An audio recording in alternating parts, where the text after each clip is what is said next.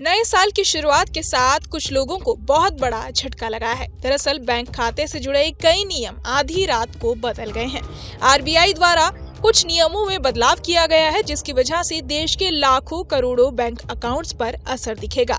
RBI के आदेश के अनुसार नए साल में 3 तरह के बैंक खातों को बंद कर दिया गया है। चलिए आपको बताते हैं वो बैंक अकाउंट कौन से हैं और क्यों लिया गया ये फैसला। बैंकिंग सिस्टम को बेहतर और सुरक्षित बनाने के लिए आरबीआई ने 3 तरह के अकाउंट को बंद किए जाने का फैसला लिया है।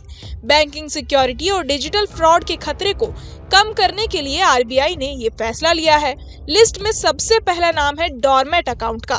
डोरमेट अकाउंट या निष्क्रिय खाता एक तरह का ऐसा अकाउंट होता है जिसमें 2 साल या उससे ज्यादा तक कोई ट्रांजैक्शन नहीं हुआ हो। ये अकाउंट्स हैकर्स के निशाने पर सबसे ज्यादा होते हैं। ग्राहकों और बैंकिंग प्रणाली की सुरक्षा के लिए भारतीय रिजर्व बैंक ने ऐसे अकाउंट्स को बंद करने का निर्णय लिया है। दूसरा नाम आता है इनएक्टिव अकाउंट का। ऐसे अकाउंट जिसमें 12 महीने या उससे ज्यादा समय से कोई लेन देन नहीं हुआ है, उसे इनएक्टिव अकाउंट माना जाता है। रिजर्व बैंक ने इन अकाउंट्स को भी बंद करने का फैसला लिया है। आरबीआई अकाउंट की सेफ्टी बढ़ाने और धोखाधड़ी को रोकने के लिए इसे बंद करना चाहता है। तीसरा और आखिरी नाम आता है जीरो बैलेंस अकाउंट का। दरअसल रिजर्व बैंक ने 1 जनवरी से ऐसे खाते को बंद कर दिया है जिनमें लंबे समय से कोई पैसा जमा नहीं किया गया है। जीरो बैलेंस अकाउंट्स को बंद करने का उद्देश्य उनके दुरुपयोग को रोकना, वित्तीय जोखिम को कम करना और ग्राहकों को बैंक के साथ सक्रिय संबंध बनाए रखने के लिए किया गया है।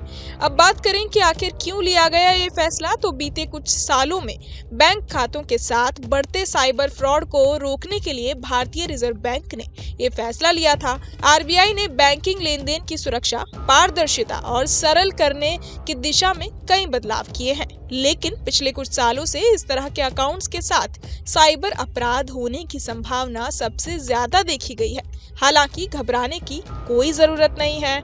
ग्राहक केवाईसी करवाकर दोबारा इन अकाउंट्स को एक्टिव करवा सकते हैं।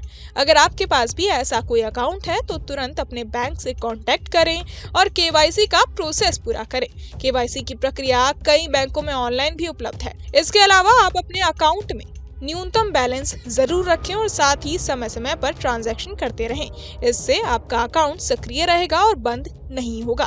बहरहाल इस पूरी खबर को सुनकर आप क्या कुछ सोचते हैं, हमें कमेंट बॉक्स में जरूर बताएं और बाकी तमाम खबरों के लिए सब्सक्राइब करें न्यूज़ नेशन।